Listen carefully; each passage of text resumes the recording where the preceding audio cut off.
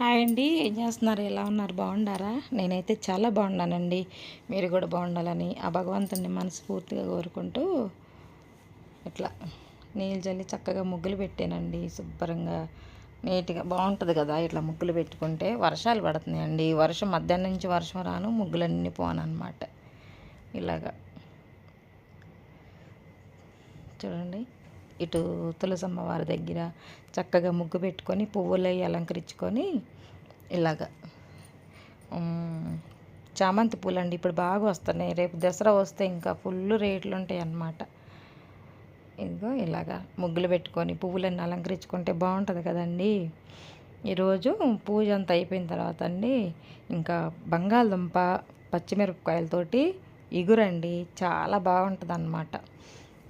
కోడిగుడ్లు అవి ఉడకబెట్టేసుకొని కొంచెం కోడిగుడ్లోనే ఉడికేటప్పుడు కొంచెం సాల్ట్ వేసి ఉడకబెట్టామనుకోండి బాగుంటుంది అన్నమాట. దాంట్లోకి పచ్చిమిరపకాయలు, పచ్చి కొబ్బరి, ఉల్లిపాయలు అన్నమాట.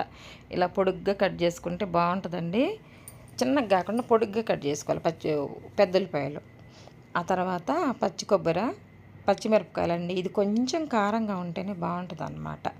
శుభ్రంగా అది మిక్సీ పట్టుకొచ్చుకొని పచ్చిమిరపకాయలు, పచ్చి కొబ్బరి మిక్సీ పట్టుకొచ్చుకోవాలన్న బరకగా అనమాట. ఎక్కువ కాకుండా మెత్తగా కాకుండా బరకగా అనమాట. ఇది బంగాళదుంప కోడిగుడ్డు ఎగురులోకండి కొంచెం ఆయిల్ ఎక్కువే పట్టిద్ది అనమాట. ఇలాగ తాలింపు గింజలు అదే ఆవాలు, జీలకర్ర, పచ్చిశనగపప్పు ఇవన్నీ వేసుకొని దాంట్లోనే ఎండుమిరపకాయలు కూడా వేసుకొని వేయించుకుంటే చక్కగా ఏగుతాయి అన్నమాట. కొంచెం నల్లగా ఏగితేనే బాగుంటాయండి ఎండుమిరపకాయలు, తినడానికి బాగుంటాయి అన్నమాట. ఆ తర్వాత పెద్దలపై దోరగా వేయించుకోవాలన్నమాట. పచ్చిగా ఉంటే బాగోదు. ఇలా దోరగా వేయించుకుంటే చక్కగా బాగుంటుంది. కొంచెం సాల్ట్ వేసి వేయించుకున్నాం అనుకోండి తొందరగా వేగుతాయి అన్నమాట ఉల్లిపాయలు అనేవి.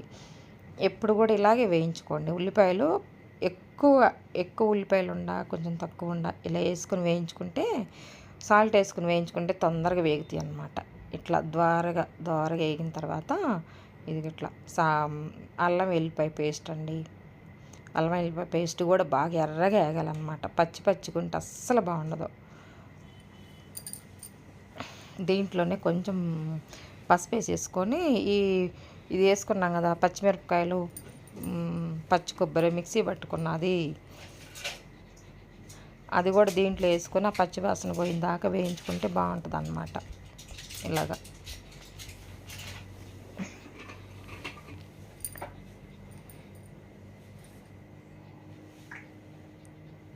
ఎర్రగా ఇలా వేయించుకుంటే బాగుంటుంది. ఇంకా చూడండి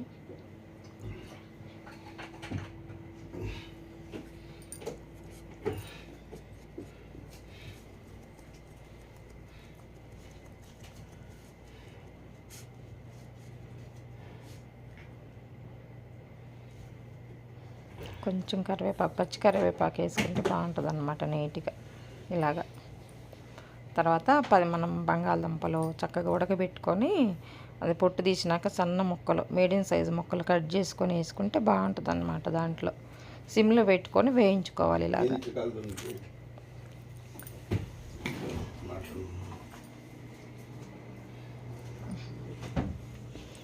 ఇందాక ఉల్లిపాయలు వేయించుకునేటప్పుడు సాల్ట్ వేసాం కదండి, ఇప్పుడు చూసి వేసుకోవాలన్నమాట. ఎక్కువ కాకుండా ఇప్పుడే కొంచెం జీలకర్ర, ధనియాల పొడి, సాల్టు వేసుకొని కరివేపాకు ఇవన్నీ వేసేసుకొని చక్కగా మంట ఫ్లేమ్లో పెట్టుకొని చక్కగా వేయించుకుంటే ఈ మసాలాలు, ఈ అల్లం వెల్లిపాయ పేస్ట్, ఉల్లిపాయ ఫ్లేవరు ఇదంతా ఆలుగడ్డ ముక్కలకు పట్టిద్దండి.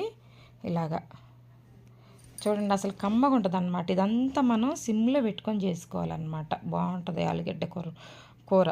మేమైతే ఇదే చేసుకుంటామండి. ఇదివరకు మా పెళ్ళిళ్ళప్పుడు ఇదే పెట్టేవాళ్ళు అనమాట, బంతి భోజనాలల్లో కూడా. ఇదిగో చూడండి ఎంత బాగుందో, పొడి పొడిలాడుతుంది కదా. ముద్దగా చేసుకోవద్దు. ఆలుగడ్డ చక్కగా మంచిగా ఉడకబెట్టుకోవాలన్నమాట. మెత్తగా ఉడకబెట్టుకోకుండా ఆలుగడ్డ ఉడికిందాక ఉంచుకొని తీసుకుంటే మనం కూర చేసుకునేటప్పుడు కూడా బాగుంటుంది. ఇట్లా కోడిగుడ్లు అండి కొంచెం ఆయిలు, కొంచెం పసుపు, కారం వేసి వేయించుకోవచ్చు. వేయించుకొనైనా దీంట్లో వేసుకోవచ్చు. లేదంటే దీంట్లో కూడా ఉప్పు, కారం అన్నీ తగులుతున్నాయి కదా అని చెప్పేసి దీంట్లోనైనా వేసి వేయించుకోవచ్చు. ఇలాగా మా అమ్మ అయితే ఇలాగే చేసిద్దండి.